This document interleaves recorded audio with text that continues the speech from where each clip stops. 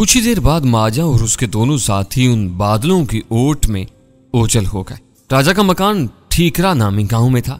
मकान का अहाता काफी बड़ा था। एक तरफ घोड़ों को सधाने और भगाने के लिए अलहदा जगह थी। लोहे के कई जंग कालूद पिंजरे भी यहां नजर आ रहे थे। अम्मू ने माजा को बहुत बुरी हालत में देखा था, लेकिन वो अभी तक यकीन से नहीं कह सकता था कि वो मरी है या नहीं। राजा अजहद परेशान था। वो जल्द अज जल्द जानना चाहता था कि माजा पर क्या बीती है। अम्मू और शबाना को घर छोड़कर वो बाहर निकल गया। उसकी वापसी करीबन आध घंटे बाद हुई। वो आंधी तूफान की तरह था। कुत्तों वाले पिंजरे और बच्चे कुछ तरबूज अभी तक लोडर ही में थे। राजा आते ही साथ चिल्लाया, मुंह जल्दी करो, हमें यहां से निकलना पड़ेगा, बस 2 मिनट लगाओ। क्या हुआ? जो नहीं होना चाहिए था वो मर गई है। कीकरा में थरथल्ली मची हुई है, अब कुछ भी हो सकता है। उसने लोहे का एक पिंजरा घसीट कर लोडर के करीब किया। इसमें कुत्ते के चंद छोटे पिल्ले भी थे। अम्मू ने इस खबर पर बज़ाहिर दुखी चेहरा बनाया, लेकिन दर हकीकत उसके सीने में इत्मीनान की लहर तोड़ गई थी। राजा के साथ मिलकर उसने पिल्लों वाला पिंजरा लोडर पर चढ़ाया। राजा ने अफरा तफरी में कुछ चीजें एक बैग में रखी और लोडर में आ बैठा। उसके इशारे पर अम्मू और शबाना भी सवार हो गए थे। पाटे खान का इंजन पुरशोर आवाज से बेदार हुआ। गालबन साइलेंसर को नुकसान पहुंचने से पाटे खान कुछ और भी पाटे खां हो गया था। 2 मिनट के अंदर अंदर वो लोग घर छोड़ चुके थे और तेज रफ्तारी से किसी नामालूम मकाम की तरफ जा रहे थे। शबाना का रंग बिल्कुल हल्दी हो रहा था। तो उसके लिए वो मनाजर ही कम खौफनाक नहीं थे जो जोहर से निकलने के बाद पेश आए थे। न वो माजा की मौत की मुसद्दिका इत्तला भी सुन रही थी, और माजा कोई मामूली औरत नहीं थी। तो इस इलाके की फूलन देवी थी। हर जगह उसके ताल्लुकात थे, और सबसे बढ़कर यह कि वो नाजे जैसे डकैत की बहन थी। अगर राजा परेशान था तो उसकी परेशानी समझ में आती थी। इस मर्तबा पाटे खां पर उनका सफर बगैर रुके करीबन 8 घंटे जारी रहा। डीजल खत्म हो गया तो गैबन में रखा हुआ एक कैन काम आया।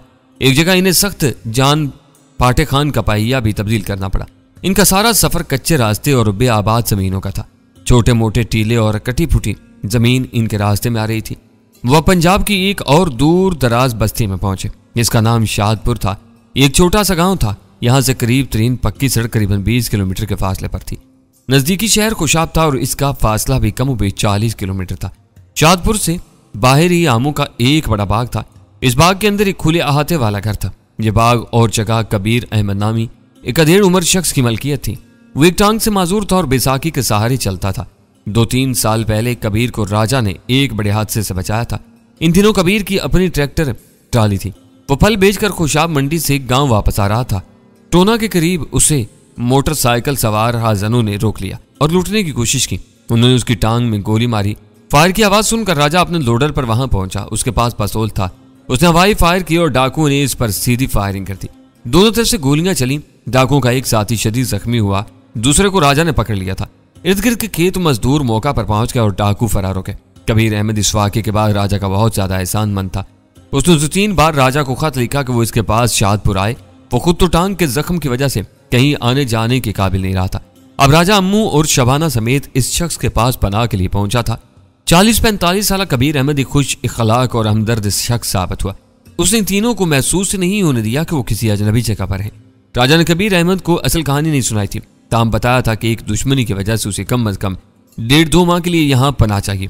कबीर अहमद ने मुस्कुरा कर कहा, 1.5-2 माह क्या यार, तो वैसे यहाँ पर टिक जाओ।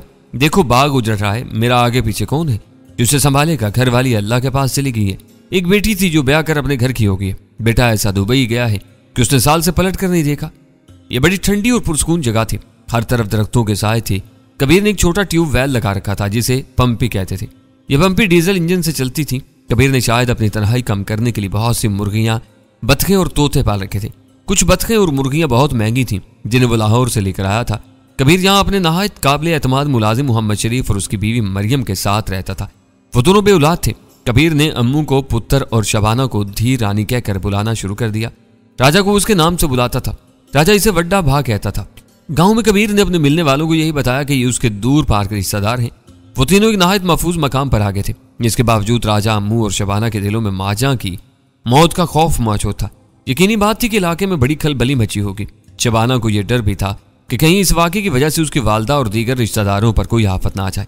वह हर वक्त गुमसुम रहती। अम्मू और राजा उसकी दिलजोई में लगे रहते।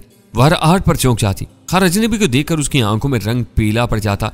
बहरहाल जब 20-25 रोज खैरियत से गुजर गए तो बतदरीज उनका खौफ कम होने लगा।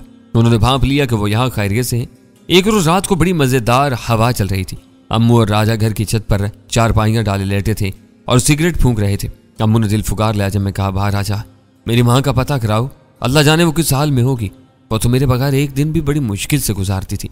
ये 1.5-2 साल उसने पता नहीं कैसे गुजारे होंगे। राजा बोला, जो कुछ तू सोच रहा है मैं भी वही सोच रहा हूँ, लेकिन यार अभी 2-4 हफ्ते हमें बिल्कुल सुकून से गुजारने चाहिए और किसी तरह का छोटा बड़ा खतरा मोल नहीं लेना चाहिए। लेकिन पा राजा, मैं तेरे अंदर की हालत समझता हूँ अम्मू, तू फिक्र न कर। मैंने इस बारे में शरीफ से थोड़ी बहुत बात की थी। वो बिल्कुल एक नंबर का सुच्चल बंदा है, हर लिहाज से बिल्कुल ठैठ। मेरा इरादा है उसे तेरे घर का एड्रेस देकर शेखुपुरा भेजूं, सब कुछ मालूम वो कर लेगा। इसके बाद हम फैसला करेंगे कि क्या करना है। हो सकता है कि माँ जी को यहीं बुला लें। इस रात वो इस बारे में देर तक बातें करते रहे। शबाना का मामला भी जेर बहस आ। राजा ने अम्मू का बाजू दबाते हुए कहा, मैं तो एक बात जानता हूँ अम्मू, जो करना है कर, दुनिया से मत डर। ये दुनिया कमीनी एकदम कंडम है। तुम शबाना से प्यार करते हो, वो तुमसे करती है। इसका पहला रिश्ता कंडम हो चुका है। बेहतर यह है कि यहाँ किसी मौलवी को बुला लाते हैं, एक टैट सा खाना पकाते हैं, खुद खाते हैं, मौलवी साहब को भी खिलाते हैं और तुम्हारे बोल पड़ा देते हैं। ये इतनी जल्दी कैसे हो सकता है पा राजा? कम अज कम माँ को तो यहाँ होना चाहिए। और फिर अभी मैंने शब्बों से भी ठीक तरह बात नहीं की, क्या पता वो इस तरह शादी पर राजी भी नहीं हो। तू भी निरा बुद्धू है प्यारे। हम जनानी की चाल देखकर उसके पूरे खानदान के बारे में बता देती है। वो तुझ पर सो जान से मरती है खोते। हाँ, माँ के यहाँ पहुंचने वाली बात पर गौर किया जा सकता है। अचानक रात के सन्नाटे में बतखों की खौफनाक कहें के गूंजी और उसके साथ ही शिकारी कुत्ते का जबरदस्त शोर सुनाई दिया। अम्मू राजा भागते हुए सीढ़ियां उतरे। सीन का मंजर खौफनाक था। राजा का ग्रे हंड कुत्ता, जिसे इसकी शोला मिजाजी की वजह से राजा अलहदा पिंजरे में बंद करता था, किसी तरह बाहर निकल आया था। शायद पिंजरे का दरवाजा ठीक से बंद नहीं हुआ था।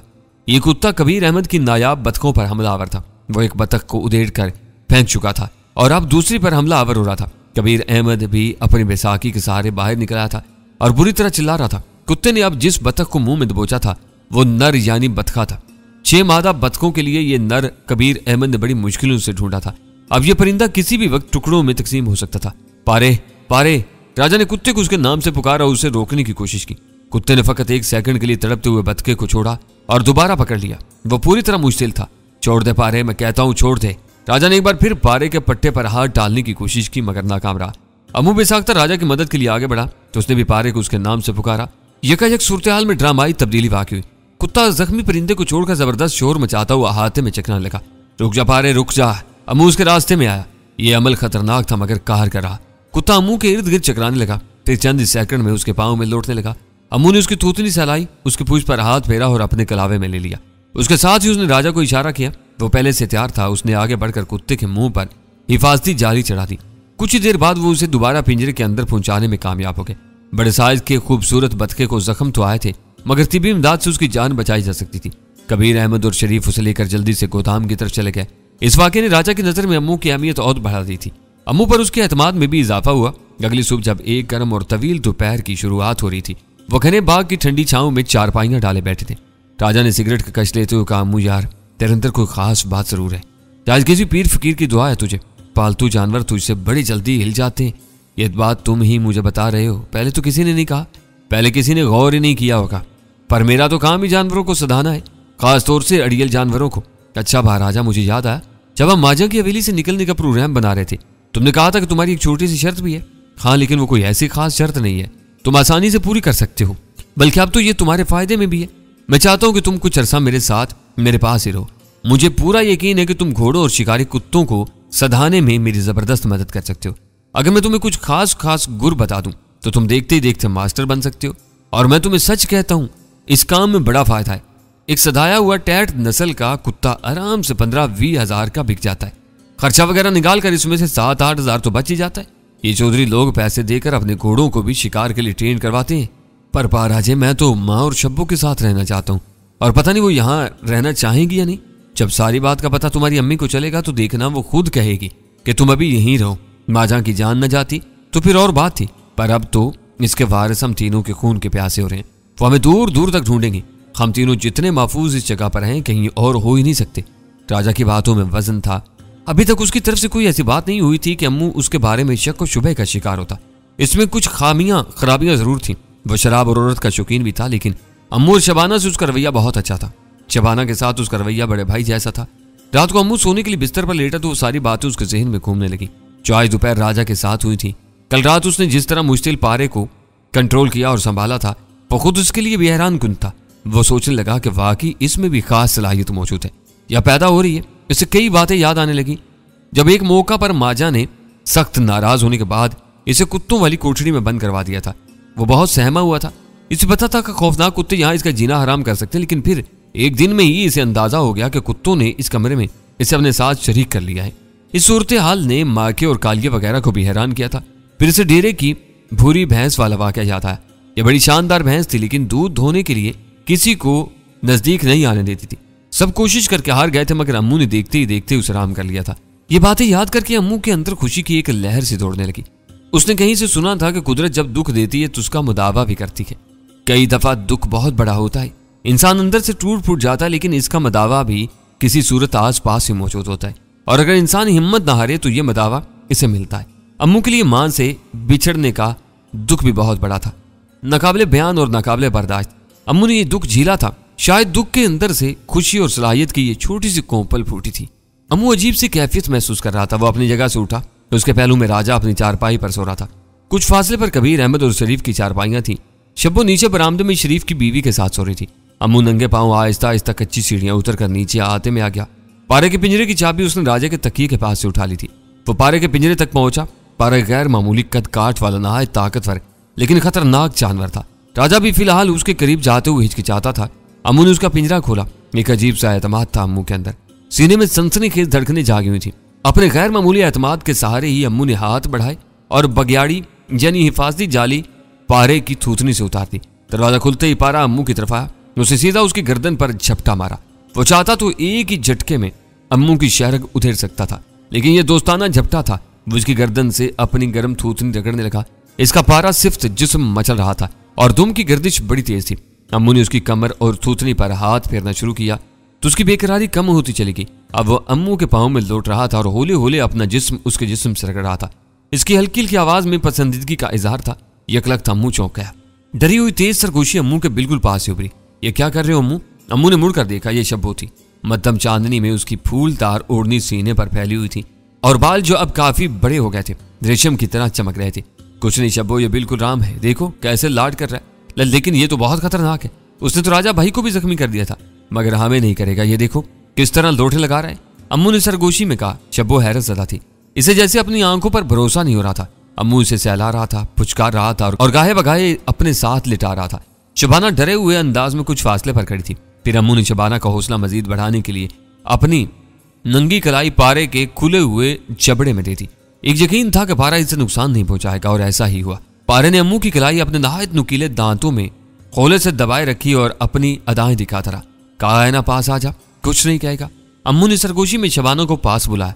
वो हिम्मत करके 2 कदम आगे आ गई, मगर वो अब भी खौफज़दा थी। अम्मू बोला चलो इस पर हाथ लगाओ। नहीं नहीं, वो कुछ और सिमट गई। इसको पिंजरे में बंद कर दो। वो रूहानसी हो रही थी। इसकी घबराहट को महसूस करके अम्मू ने पारे को पिंजरे की तरफ बढ़ाया। वो जो पिंजरे में वापस जाते हुए राजा को नाकों चने चबवा देता था, फौरन ही पिंजरे में चला गया। दरवाजे को अच्छी तरह बंद करने के बाद अम्मू शबाना की तरफ मुतवज्जा हुआ। दोनों लकड़ी के क्रेटों के एक ढेर के पीछे बिछी चारपाई पर जा बैठे। आज वो काफी दिनों बाद मिली थी। अम्मू ने उसका हाथ पकड़ा और फिर बेकरारी से अपने साथ लगा लिया। ये तुम कैसे कर लेते हो अम्मू? वो उसके सीने से लगी लगी मनमनाई। क्या मतलब? तुमने मालकन के अथरे घोड़े हीरे को राम कर लिया, भूरी जैसी अड़ियल भैंस को दूध देने पर मजबूर किया। तुम क्या करते हो? तुम्हें बताऊं? वो दबी दबी शरारत से बोला। हाँ बताओ, वो मासूमी से कहने लगी। अम्मू ने उसे अपने साथ भींचा। शब्बो ने खुद को पीछे हटाया और कुछ न समझते हुए कहा बताओ ना। अम्मू ने गहरी सांस ली और मध्यम चांदनी में अपने हाथ को देखते हुए बोला सच्ची बात है शब्बो, मैं तो कुछ भी नहीं करता। महाराजा कहता है कि मेरे हाथ में करामात है, जानवर मेरी बात मानते हैं। फिर वो उसकी तरफ देखकर बोला क्या तुमको लगा है कि मेरे हाथ में करामात है? क्या मतलब? अम्मू ने बड़ी नरमी से उसका मुलायम गाल चलाया और बोला कुछ लगा तुम्हें? वो उसकी बात समझकर एकदम अपने आप में समझ कर शर्मा कर बोली तुम बड़े वो हो, कहीं कोई जाग न जाए, मैं चलती हूँ। तुम मुझसे इतना डरती क्यों हो? तुमसे नहीं, लोगों से डरती हूँ। क्या तुम्हारा दिल नहीं चाहता मेरे पास बैठने को? चाहता है, पर इस तरह नहीं। वो अपना हाथ उसके हाथ से छुड़ाते हुए बोली। अम्मू के अंदर जैसे एकदम से कोई रोशनी बुझ गई। वो उदास हो गया। शब्बो जो जाने के लिए तैयार थी, अम्मू की उदासी महसूस करके रुकी। कुछ देर दोनों खामोश बैठे रहे। फिर शब्बो ने पूछा क्या हुआ? अम्मू बोला कभी कभी मुझे लगता है शब्बो, जैसे जो कुछ है मेरे ही दिल में है, तेरे दिल में कुछ नहीं, बस मजबूरी की वजह से तू मेरे साथ है। वो ठंडी सांस भरकर उसकी तरफ देखने लगी। कुछ देर खामोश रही, तब अजीब लहजा में बोली अम्मू तुझे पता है मेरा रिश्ता क्यों टूटा? क्यों टूटा? इसलिए मैंने अपने पिंड जाने से इनकार कर दिया था।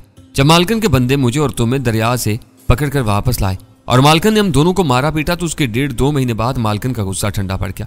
मेरी माँ ने उसका मिन्नत तरला किया, उसके पांव को हाथ लगाए और उसे माँ को इजाजत दे दी कि वो मुझे हवेली से ले जा सकती है। जहां मेरा रिश्ता हुआ था, इन लोगों को कुछ पता नहीं था कि मेरे साथ क्या मामला हुआ था। वो मेरी डोली ले जाने को तैयार थे, पर मैंने कहा कि मैं पिंड नहीं जाऊंगी, मैं तुम्हारे पास रहना चाहती थी। मुझे ये भी पता था कि हवेली में किसी वक्त मेरे साथ कुछ भी हो सकता है, पर मैं तुम्हारी दूरी बर्दाश्त नहीं कर सकती थी। चब्बो की आवाज भरा की। अम्मू ठिठका हुआ उसकी जानिब देखता रहा। इस हवाले से इन दोनों में चंद सवालों जवाब मजीद हुए। अम्मू को यकीन हो गया कि चब्बो जो कुछ बता रही है वैसा ही हुआ है। इसका अपना दिल भी भर आया। उसने चब्बो को फिर गले से लगा लिया। वो उसके भीगे रुखसारों को चूमने लगा। दोनों एक दूसरे में खोने लगे। अम्मू ने कहा, चब्बो, पाराजा कहता है हम दोनों शादी कर लें। अपने बड़ों के बगैर हम अकेले ये कैसे कर सकते हैं अम्मू? हमें कुछ देर इंतजार करना पड़ेगा। अभी तो मुझे हर वेले अपनी माँ और मामू की फिक्र लगी रहती है। हमारी बरादरी काफी बड़ी है, पर सारे गरीब लोग हैं। अगर मालकन के मरने की वजह से उन पर कोई आफत आई तो रूल कर रह जाएंगे। पाराजा कहता है बस 2-4 हफ्ते गुजर जाएं तो वो शरीफ को भेजकर सारे हालात मालूम करवा लेगा। फिर हो सकता है कि किसी तरह मेरी और तुम्हारी माँ भी यहाँ पहुंच जाए या हम उनसे जाकर मिल सके। शबाना उलझी उलझी नजरों से अम्मू को देख रही थी। उसकी खूबसूरत आंखों में चांदनी का अक्स था और एक सवालिया रंग भी था। अम्मू, एक बात सच बताना, उस दिन तुमने जानबूझकर मालकन माजा का कड़ा गाड़ी के कुंडे से नहीं छुड़ाया था ना? वो जरा तवक्कुफ से बोला, नहीं शब्बो, मैंने थोड़ी सी कोशिश तो की थी, शायद उसका वक्त पूरा हो चुका था। नहीं अम्मू, तुमने कोशिश नहीं की थी, बल्कि शायद तुमने ये कोशिश की थी कि कहीं वो कड़ा छूट न जाए। बोलो ऐसा ही है ना? अम्मू कुछ देर खामोश रहा, तब गहरी सांस लेकर बोला, अगर तुम जानती हो तो फिर मुझसे क्यों पूछ रही हो? उसकी आंखों में आंसू चमके। अम्मू, तुम अपनी माँ से बहुत प्यार करते हो ना, और तुमने माजाओं को इसलिए इस तरह मारा ना कि वो तुम्हारी माँ को गालियां देती थी। बोलो, हुआ ना ऐसा? अम्मू के दोखेज चेहरे पर चट्टान की सी सख्ती नमूदार हो चुकी थी। उससे पहले कि वो कुछ कहता, अंदरूनी कमरों से खटपट सुनाई दी। फिर शरीफ की बीवी मरियम की भराई हुई आवाज सुनाई दी, चब्बो, चब्बो कहाँ हो? हाय मैं मर गई। चब्बो ने अपने सीने पर हाथ धरा और ओढ़नी संभालती हुई उस हिस्से की तरफ चली गई। अम्मू कुछ देर तक अपनी जगह बैठा रहा। जब अंदरूनी हिस्से में खामोशी छा गई और वो दोनों चारपाइयों पर लेट गई तो अम्मू पिंजरे में पारे को पुचकारने के बाद छत की तरफ चला गया। तारों भरे आसमान के नीचे बिस्तर पर लेटकर वो देर तक कुछ न कुछ सोचता रहा। माजा के मवेशी खाने में उसका दोस्त मोला कहा करता था, औरत एक बुझारत की तरह होती है, इसका अंदर बाहर कुछ समझ में नहीं आता। शायद वो ठीक कहता था। आज इसे पहली बार पता चला था कि एक मौका पर माजा ने शब्बो को हवेली से जाने की इजाजत दी थी, लेकिन उसने जानबूझकर हवेली के खतरों को नजरअंदाज किया था और वहीं पर उसके साथ रही थी।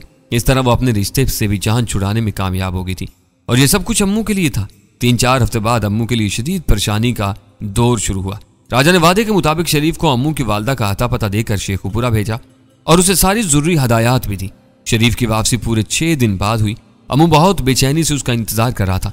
शरीफ को अम्मू के गांव से पता चला कि कोई 1 साल पहले अम्मू की मां शरीफा बीबी बेटे की जुदाई में सख्त बीमार हो गई थी। अम्मू के पिंड में यही मशहूर था कि अम्मू की वालदा शरीफा बीबी और गांव के चौधरी सजावल के दरमियान एक मुआहदा हुआ था।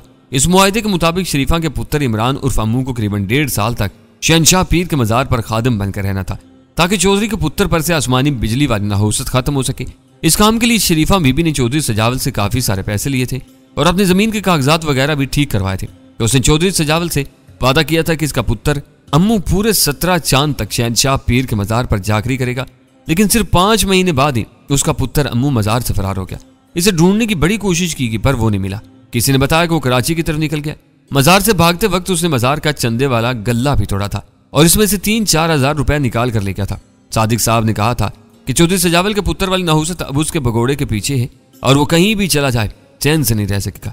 यही हालात थे जिनमें अम्मू की वालदा बीमार पड़ी और उसने अपनी जमीन औने पौने दामों बेची। उसके बाद एक दिन पता चला कि वो पिंड छोड़कर चली गई है। उसको बहुत ढूंढा गया मगर कहीं खबर नहीं मिली। अक्सर लोग ये कहते हैं कि उसे अपने पुत्र अम्मू का पता चल गया था। वो खामोशी से उसके पास पहुंच गई है और अब वो सिंध के किसी शहर में चैनो सुकून से रह रहे हैं। शरीफ ने अम्मू को तफसील बताते हुए कहा, अम्मू मैं पूरी परचोल करके आया हूँ। तुम्हारे पिंड में 2 दिन रहने के बाद मैं कोट लखपत में तुम्हारे रिश्तेदार नवाजिश अली के घर पहुंचा। वहां से भी सारी बात पता की। भाई नवाजिश ने भी वही कुछ बताया जो तुम्हारे पिंड से पता चला था। उसके बाद मैं मुल्तान गया। मुझे पता चला कि वहां एक औरत है, तुम्हारी वालदा की पुरानी सहेली है, बल्कि मुंह बोली बहन बनी हुई है।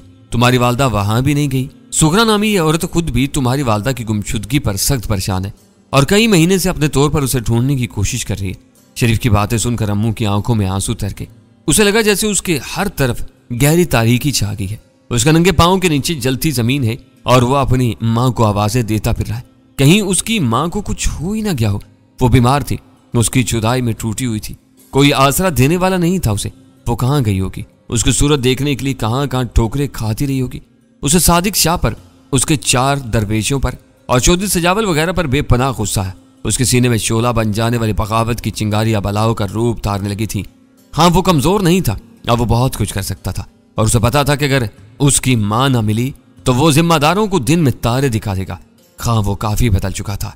एक शाकू हर वक्त उसके पास रहता था, जिससे उसने 2 माह पहले माके की टांगों पर वार किए थे।